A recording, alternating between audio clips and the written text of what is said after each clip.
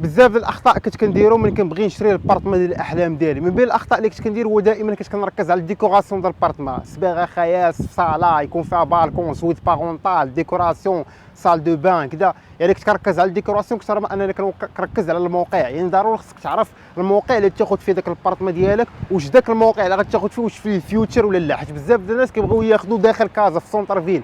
سونتر فيل ما غيبقاش هو المستقبل ديال كازا. يعني دائما دابا انت خصك تفكر تشري خارج كازا، لانه هي اللي غتولي فيها المستقبل وهي اللي غتولي فيها الجينيراسيون الجايه غيوليو يسكنوا تما.